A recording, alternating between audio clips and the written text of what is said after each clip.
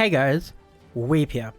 Today we're going to be doing a gold guide on World of Dragon Nest. So these gold making methods are aimed for people somewhere between level 20 and let's say 25 at the very most. This gold will help you get through the game because gold is one of the biggest limiting factors in World of Dragon Nest, so collecting it early will save you a lot of time. Okay, so let's get into it.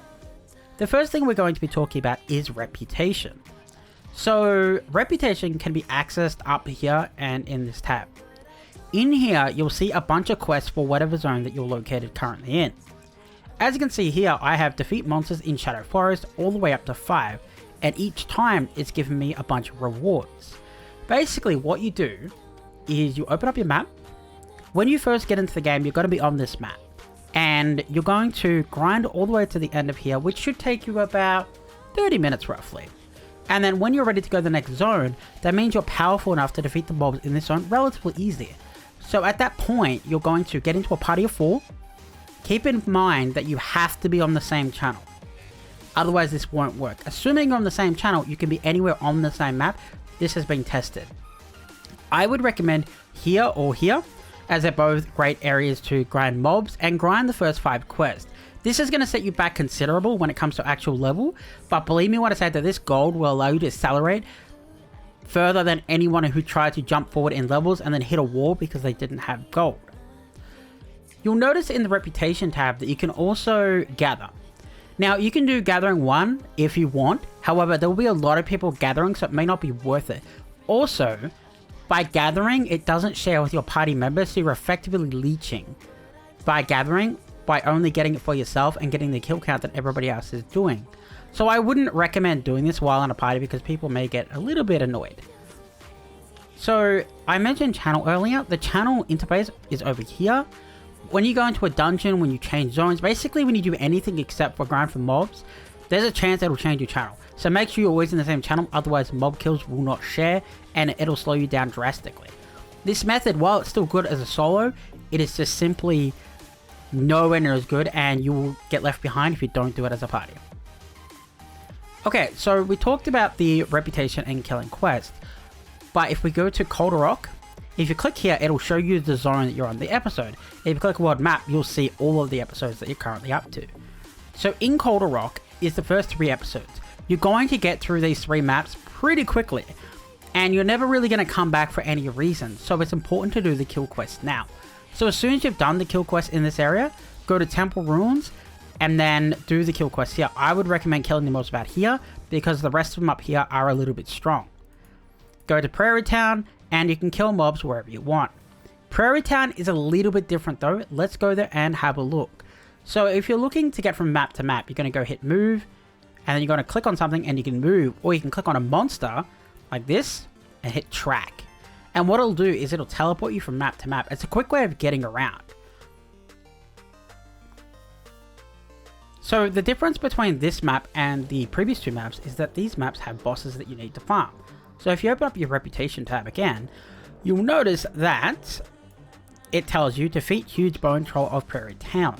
Now, what you can do is if you open up your map and you click on the huge bone troll and you hit track, it's going to run you to him. Now, the reason this is important is because when you hit track, it will track the boss. So when you kill the boss, it'll run away and start attacking the mobs around it. And while it's attacking the mobs around it, it's going to start completing your kill quest, which is going to give you your gold. And as soon as the boss spawns, your character is tracking it, so it'll turn around and run straight back to the boss and tag it. The reason this is important is because the boss is going to get farmed hard early, so you need to make sure that you're on track to run back and do it. If you try to do this with just say auto combat, what'll happen is it'll kill mobs, run to the other side of the map and be so far away from the boss it won't go back.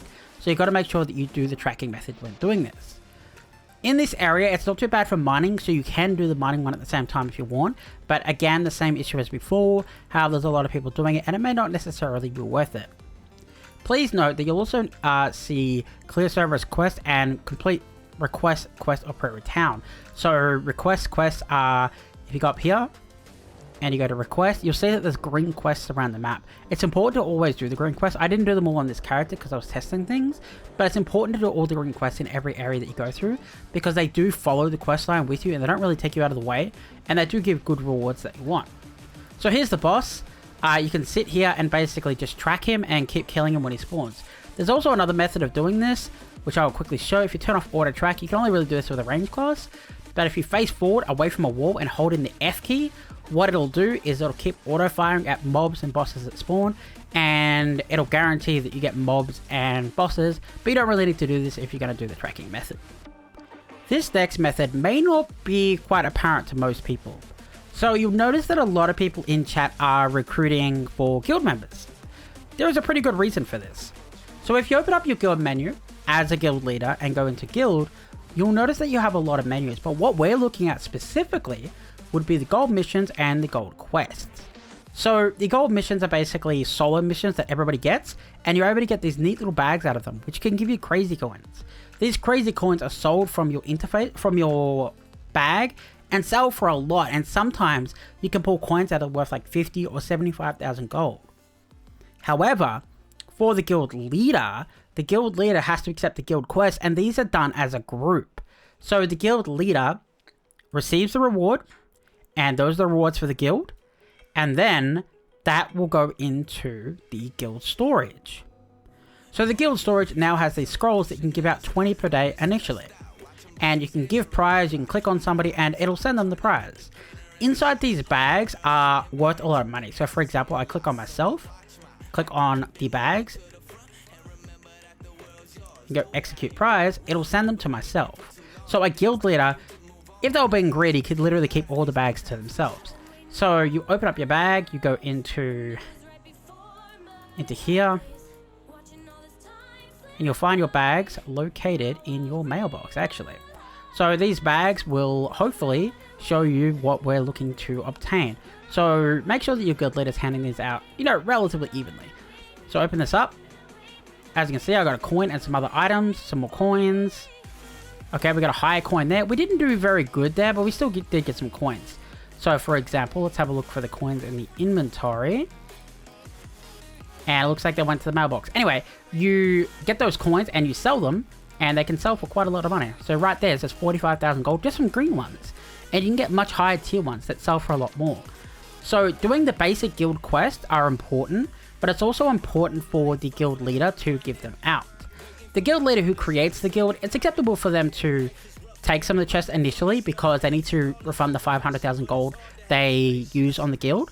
However, after then, you want to start spreading it out. You can keep track of where all the bags go by looking through here.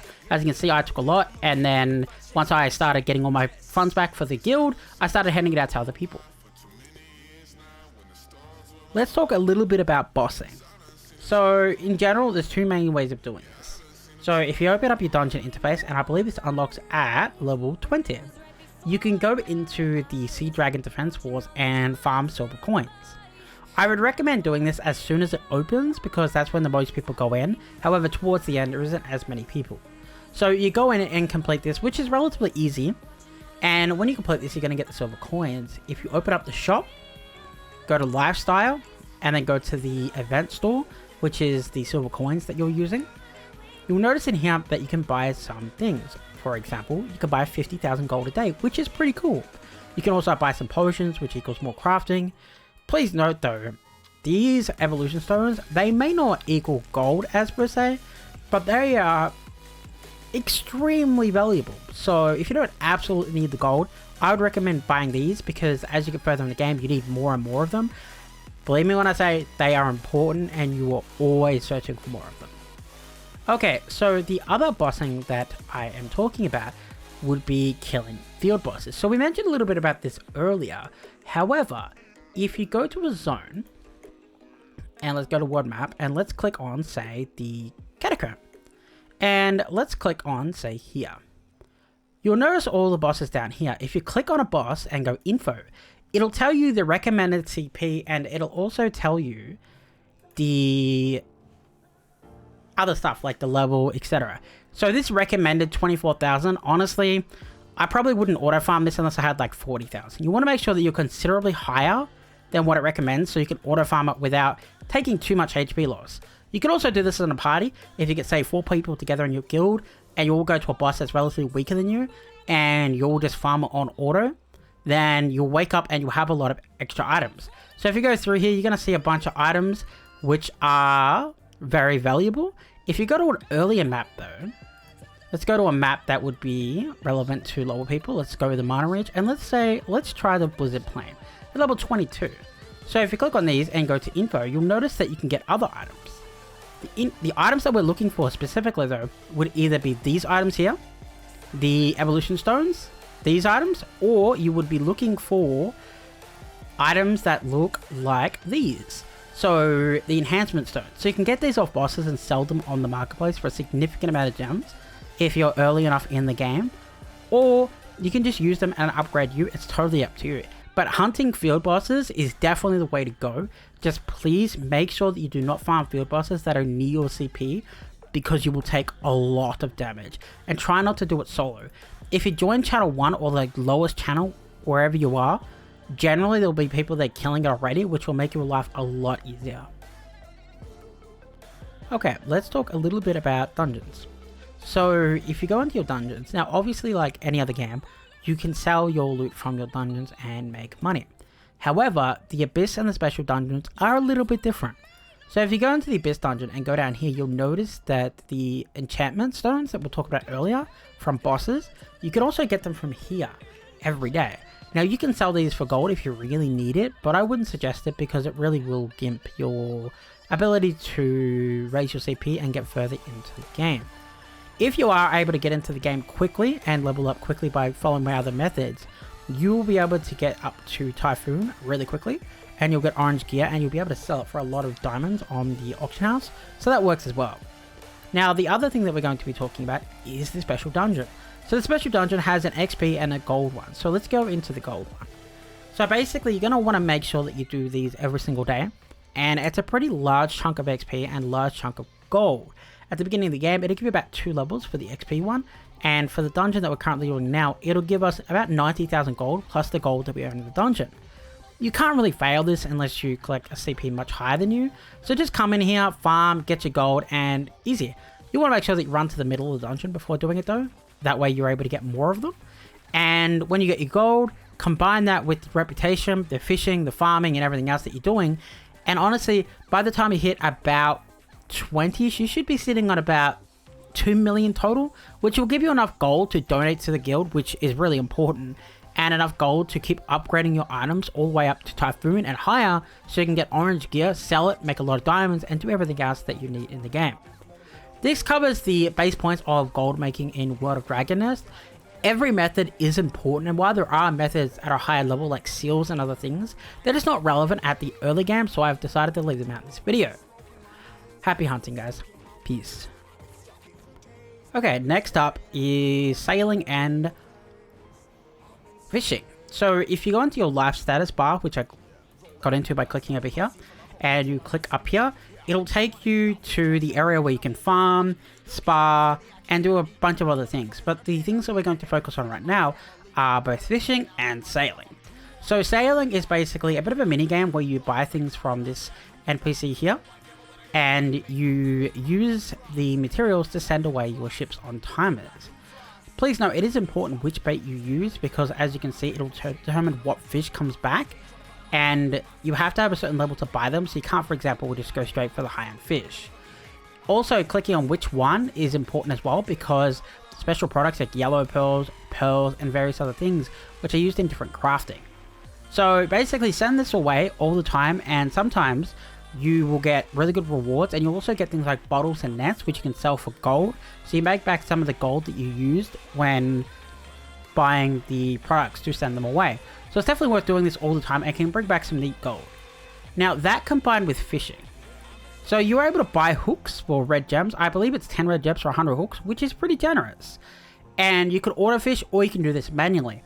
So how this works is, depending on what bait you're using, which is based on your level and the cost, it will allow you to get fish.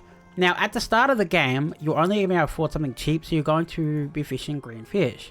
So if you go into production, go down to cooking, and have a look here at the chewy sausages. These green fish that you'll be fishing, you'll be making chewy sausages. So these chewy sausages are really important because they can be used to level up your pet, or you can sell them on the marketplace and get green diamonds. Then you can use the green diamonds to buy other stuff, which effectively it's a currency, or you can trade it straight into gold. So it's a good way to make gold. Once you get a little bit higher of a level and you're able to buy higher level fishing materials, you then are going to be fishing the materials for the canned oil skinfish. So this will allow you to get a lot more XP for pets, and people pay pretty high price for this because they want to get their pets to a higher level and breed them, which we'll talk more about in another video. But by selling these on the marketplace, you'll be able to make quite a lot of money. How much they're worth exactly is how early you get to it in the server, but they definitely do make a pretty considerable amount of money. So basically, fishing and sailing get you fish, and fish is used to create pet food, which you can sell for a massive profit on the marketplace if you get there fast enough. Okay, let's talk a little bit about dungeons. So if you go into your dungeons, now obviously like any other game, you can sell your loot from your dungeons and make money. However, the Abyss and the special dungeons are a little bit different. So if you go into the Abyss dungeon and go down here, you'll notice that the enchantment stones that we'll talk about earlier from bosses, you can also get them from here every day. Now you can sell these for gold if you really need it, but I wouldn't suggest it because it really will gimp your ability to raise your CP and get further into the game. If you are able to get into the game quickly and level up quickly by following my other methods, you will be able to get up to Typhoon really quickly, and you'll get orange gear, and you'll be able to sell it for a lot of diamonds on the auction house, so that works as well. Now the other thing that we're going to be talking about is the special dungeon. So the special dungeon has an XP and a gold one, so let's go into the gold one. So basically you're going to want to make sure that you do these every single day, and it's a pretty large chunk of XP and large chunk of gold. At the beginning of the game, it'll give you about 2 levels for the XP one, and for the dungeon that we're currently doing now, it'll give us about 90,000 gold plus the gold that we earn in the dungeon. You can't really fail this unless you collect a CP much higher than you, so just come in here, farm, get your gold, and easy. You want to make sure that you run to the middle of the dungeon before doing it though, that way you're able to get more of them. And when you get your gold, combine that with the reputation, the fishing, the farming, and everything else that you're doing, and honestly, by the time you hit about 20ish, you should be sitting on about 2 million total, which will give you enough gold to donate to the guild, which is really important, and enough gold to keep upgrading your items all the way up to Typhoon and higher, so you can get orange gear, sell it, make a lot of diamonds, and do everything else that you need in the game. This covers the base points of gold making in World of Dragon Nest. Every method is important, and while there are methods at a higher level like seals and other things, they're just not relevant at the early game, so I've decided to leave them out in this video. Happy hunting, guys. Peace. Last but not least would be missions and PvP. First off, let's talk about PvP. So PvP in this game is honestly a blast. I say that as somebody who generally doesn't like PvP and tries to avoid it at all costs. However, PvP in this game gives a lot of rewards, so it is important that you do it at least a little bit. So if you open up your menu and go to Colosseum, and you go to view ranking, you can view your ranking and see what rewards you'll get. For example, I'm ranked 500, so I would get this reward here daily. So if you keep your rank up rather high, then you'll always get daily rewards, which are good. And at the end of the season, which I believe is 1 per week, you also get a lot more rewards again. Please note that win or lose, you do get ranking, so it's more of how much you play PvP rather than how often you win. You do get more for winning, but by failing, you also get ranks and do eventually get rewards. Not only this, but you're able to use your coins in the shop, Lifestyle, Colosseum shop, and you're able to buy things in here, like XP seals, XP capsules, seals, bodies, and other things that you can sell or use to get you ahead in the game. So PvP is highly recommended in this game. Please note though that it does use your energy that you would use for crafting up here, so you can't necessarily do both at the same time. So last, let's talk about the missions. So missions and dailies are a little bit confusing, so let's actually explain them both. So in here is your missions. So you have your area, your request, and your dailies. So dailies can be done on a couple of different maps. Basically, you click on one of the latest maps that you're on, you click on the quest, check out rewards, and then hit accept. And they're always go kill X mob. So instead of doing the reputation killing 1 to 5 on the higher maps, you do the dailies and it'll just fulfill that naturally. So I do recommend doing the reputation on the lower maps, but the higher ones you don't actually actively have to farm them. Make sure you do these each day though, and they give nice rewards. However, they ask you to kill for like 900 mobs, so it is important that you definitely do this as a party. Now, what I was actually going to talk about was missions. So in missions, you have dailies and weeklies. And in here, you can scroll through and see what you need to do to unlock them. When you receive the rewards though, you'll notice that the bar down here is filling up. This gives, I believe, like 50,000 gold for doing 7. I believe this is 20 diamonds, and this gives you a piece of gear that's equivalent to your level. So if you're about level 30, it'll give you an orange piece of gear. So it is extremely important to try to get 15 daily missions done per day, because they do give you a lot of rewards. Okay, so that covers the basics of gold making about level 1 to 20. There are more gold making methods at a higher level, but if you follow all these methods at the start of the game, you'll have a lot more gold than other people and you'll have a much more successful start.